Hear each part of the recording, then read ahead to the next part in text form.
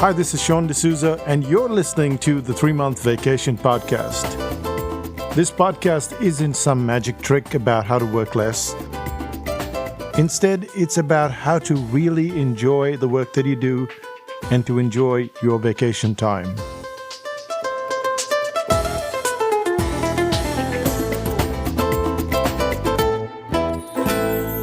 Hi, I'm Sean, and if this headline and this podcast sounds familiar, it's because we recorded it a few weeks ago.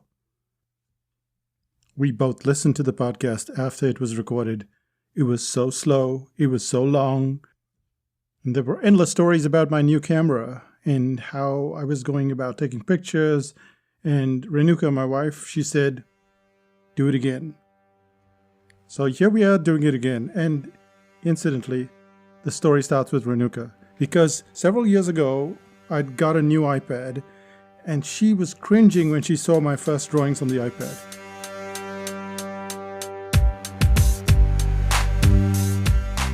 Now, this was my third iPad, and the reason I bought it was because we were in Amsterdam, we were conducting a meetup, and a couple of the participants pulled out their iPads.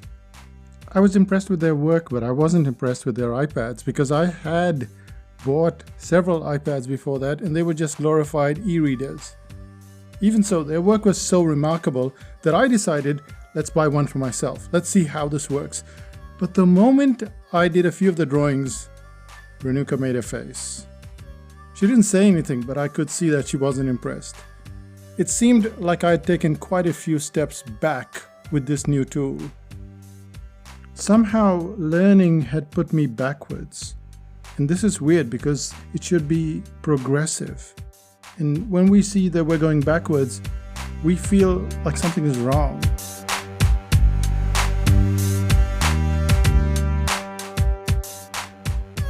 In this series, we'll look at the sets of phenomena that I've personally encountered with learning. They are, first one, new learning. New learning doesn't take you forward at first, it sets you back. The second is the learning phase is different from the application phase. And finally, getting to fluency, it's not as difficult as it seems. So let's start with the first one, which is new learning doesn't take you forward at first, it sets you back. One of the toughest lessons when learning to drive a car is stopping midway up the slope. You stop, and then you have to re-engage the gear, and the car seems to slip backwards. It's a sickening feeling, almost like you're going to roll down the slope. And this backward lurch is often what we feel when we learn something new. New learning doesn't seem to push us forwards. Instead, we fall a little back. If we're learning a new skill, like learning to write or to cook or to paint, our brain tells us that we should be moving forward. But all we seem to feel is struggle. Almost immediately, we feel like we're hopeless at learning. It seems odd to believe that learning seems to be regressive, and yet we understand the logic. When learning something brand new, there is too much to understand and way too much to apply.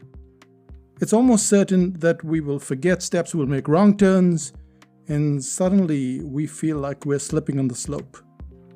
But just as quickly, we are able to re-engage the gear and make progress.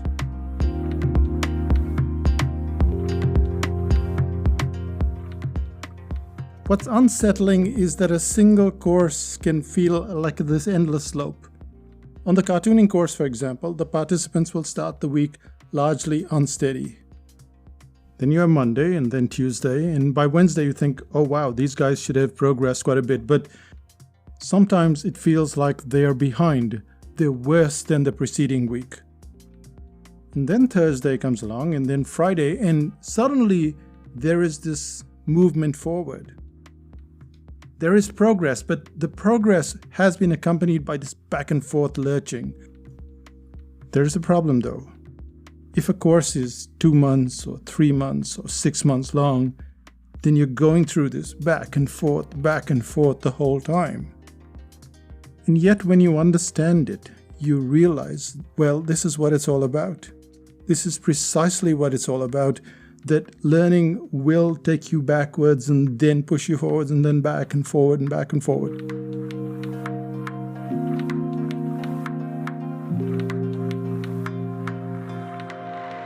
Over the years, I've learned that the back and forth movement is perfectly normal. We may momentarily lose faith in our ability to learn, but if we understand that it's something that occurs with almost unfailing consistency, we can keep going. And that was my first unusual lesson about learning. And this takes us to the second part, which is that the learning phase is different from the application phase. If you join an article writing course, should you expect to finish at least a few blog posts by the end of the course?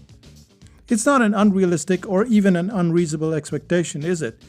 If you're about to do a writing course, it's more than likely that you should progress enough to have at least a few blog posts before the course ends. And this was the second epic battle with learning, my second epic battle with learning. I'd expect to learn so that I could apply the concepts instantly. I remember when I first started in marketing and I was feeling completely out of my depth. I knew a lot about cartooning, I knew about graphic design, even how to run a moderately successful business. But my first marketing client was a sofa store. I'd never sold or marketed sofas in my life.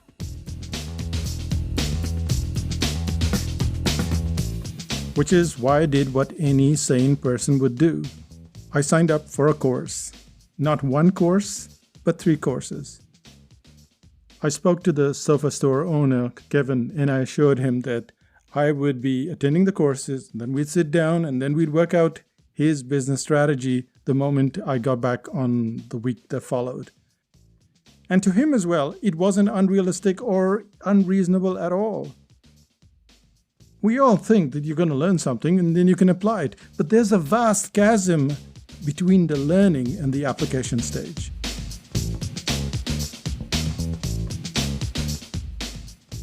Which is precisely why a client that starts on an article writing course is not likely to end up with 20 blog posts along the way.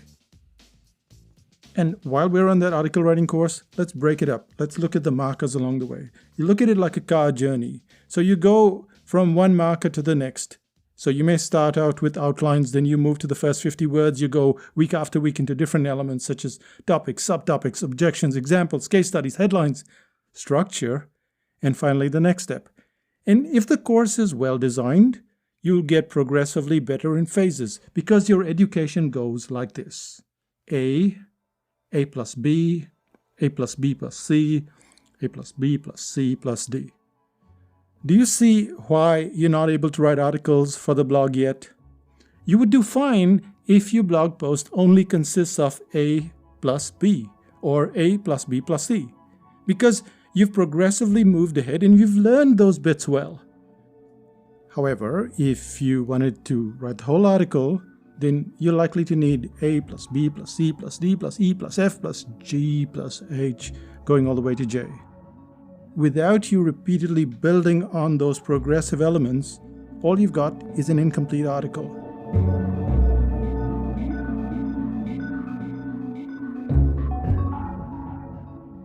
To expect to have all of those articles on your blog while doing the course, it seems very logical. But when you tear it apart like we're doing right now, you realize there's no logic in it at all. No matter what you learn, your brain assimilates the information in bits and pieces. And you already know that's how your brain works. You know it based on your past experiences. You also know that when the learning is meticulously well organized, which is A, then A plus B plus C, there's still a chance that you're going to miss something. You're going to misunderstand something. You're going to take a left turn when you should take a right, which makes instant application quite the challenge. But whether you're learning how to write headlines or a new yoga pose or taking on Photoshop, that scenario is remarkably similar. So let me give you an example of how I applied it in my own life.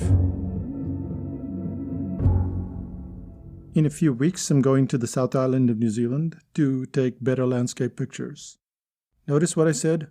I'm going to take better landscape pictures. But I'm not going to take better landscape pictures because I am learning to take better pictures. That means my skill is going through a transformation.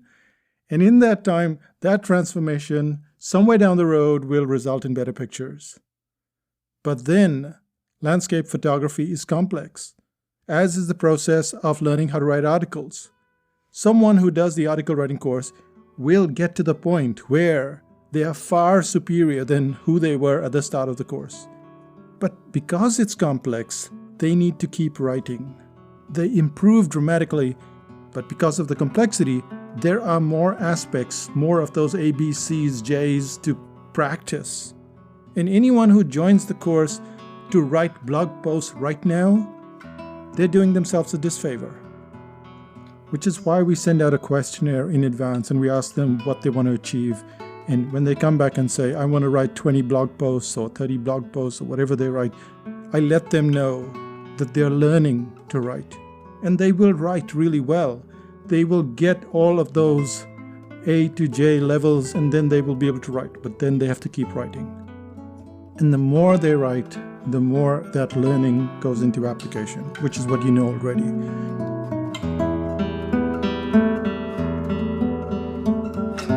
And this brings us to the end of the second part. In the first part, we looked at how your learning tends to go backwards a bit, like going down the slope before going back up again. The second one was the learning versus application. There are two completely different phases, and you have to recognize which phase you're in and then keep applying so you get better at it. And it's at this point that the third principle kicks in. Most of us would like to go from being a complete beginner to a level where we're quite fluent, yet fluency seems like an impossible task. Or is it? What if getting to fluency isn't as tedious as it seems? Let's find out.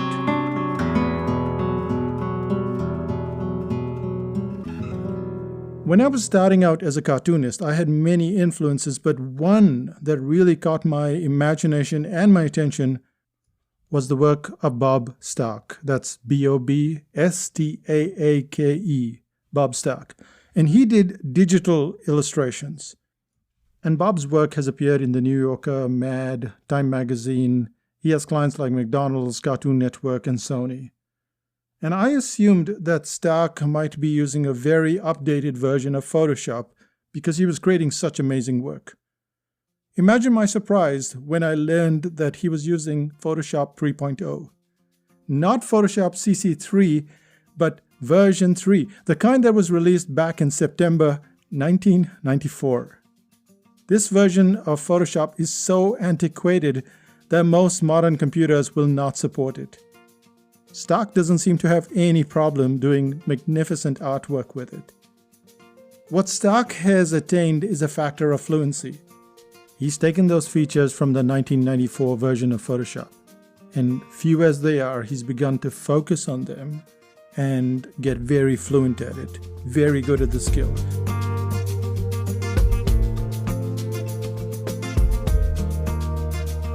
Which is completely opposite to what we do. One of the reasons why we struggle so much with learning is we want a bite of the entire body of knowledge and we want it at one go. Yet, if we were to get rid of 90% or even 95% of the elements and focus on just a few, we get amazing results. But how do we go about it? We go about it like some crazy traveler. When we get to a new city or a new country, we want to see everything, every monument, every art gallery, every possible waterfall, river, and lake. It's a great goal, but it leaves us exhausted. We rarely get a feel for the place, and it would be so much nicer, so much better if we were to slow down and just explore a tiny area. And that's how you get to fluency. Fluency is very difficult when you're dealing with the scope of many things today. It can be very tedious, especially when you're working by yourself. Now, a good teacher will pry apart the bits and pieces and then give you one morsel at a time. Well, we hope so.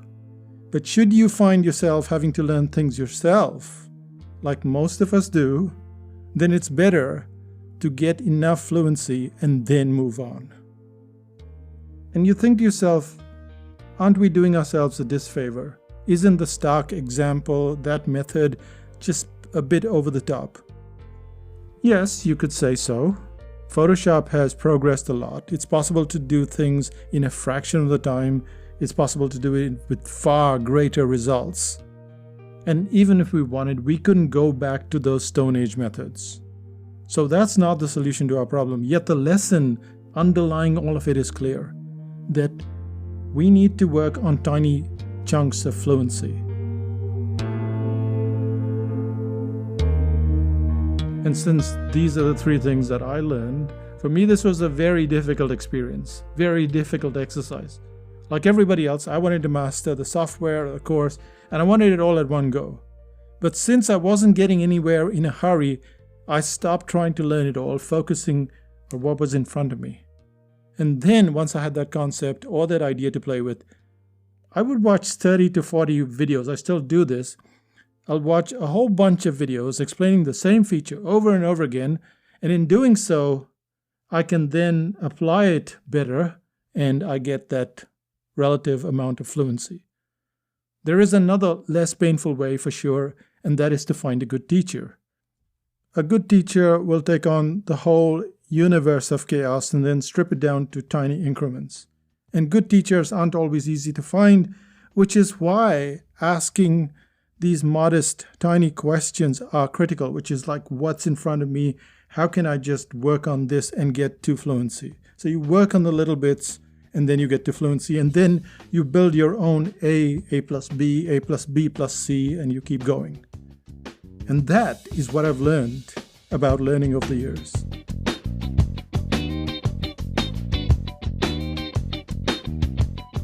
Which brings us to the summary. What are the three things that we covered? The first thing was that learning doesn't always take you forwards. It seems to suggest that it's going to take you forwards, but it always drags you back a bit and then lets you go, and then back again, lets you go. The second thing is that the learning phase is different from the application phase. And this is something that's so hard to wrap our heads around. I am going for this course and I have to control myself saying, look, the next time I go on a trip, I'm going to take better pictures. I will take better pictures this time. It's not like I won't take better pictures. It's not like you don't write better articles. It's not like you don't write better headlines. You do.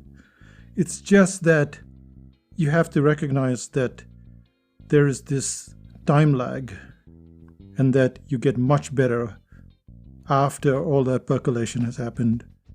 And then you're able to apply it. And finally, it's fluency. And fluency is achieved by taking on these smaller portions and getting really good at them. So it seems like fluency is hard, but that's only because we try to get fluent at everything, the whole enchilada, and that's very difficult. I don't even know what enchilada is, but anyway, that whole chunk that we try to bite off. And then we realize that someone like Bob Stark, who's such a great cartoonist, is taking on a little bit and getting very fluent at it. And then that's it, amazing artwork. So go look for yourself. But it's hard to be a beginner, it's frustrating, and yet these are the three principles that have guided me on my journey. And I hope that it'll help you as well.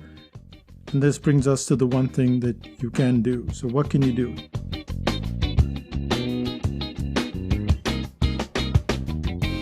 I think here a mindset change is very cool.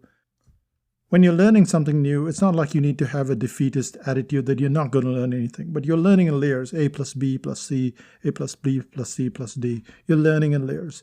And so accept that you're getting good at sections, and eventually when you finish the course, that's when you can apply the whole thing together. Now, in a course like a headlines course, you should be able to write those headlines halfway through the course because it's a much smaller subject. But if it's much bigger, like writing a script or making a movie or doing something that's more complex, then, well, you're going to be able to do most of it. And you still have a good project, but you're not going to be able to do complete bits because of the complexity. And that's a mindset that we have to accept and work on and then we get great work as we keep doing it. And with that, let's find out what's happening in psychotactics land.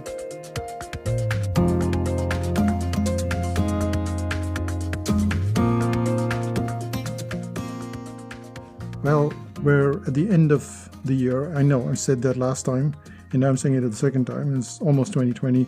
But before 2020 ends, on the 22nd of November is the pre-sale course. And pre-sale shows you how to sell something long before it's available to the public. So in effect, what you're doing is you're testing the validity. So people always ask me, how do I get my validation for this product or this service or this course? This is how. You create something, you create the sales page, but then all of the sequence before drives the client to buy it on that day. And we've been doing this for years, as you know. We even reduced the number of courses that we would sell. We would sell 50 or 100 before, now we sell just 25. And they sell out super fast. And it's not necessarily just because of our reputation. There is the reputation bit, but there's also the system that we use. And I think you'll find it very useful as you look at the system yourself and use it to your benefit. So that's on the 22nd of November. If you want the pre-sale course, you have to be on the list. That's pre-goodies. So that's PRE and goodies. Psychotactics.com/pre-goodies. That's me, Sean D'Souza, saying bye for now. Bye-bye. Still listening? Okay, so I told you about Bob Stock and how he was using Photoshop 3.0. And of course, I decided to check. I emailed Bob and I asked him, are you still using Photoshop 3.0? I mean, come on, it's 2019, almost 2020, as I've told you repeatedly. I can't believe it. I can't believe how good his work is. But that's it. He has achieved that level of fluency. And I think my work has got a lot better as well. But I'm using the iPad Pro. I'm using the Apple Pencil, which is the second version, which is really cool, and Procreate. So if you thought you want to ask me those questions, here we go. So there's Bob Stock at one end, and there's me at the other end, and we're both beavering away towards fluency. I'll say bye for now. Bye-bye, and see you in 5000 BC.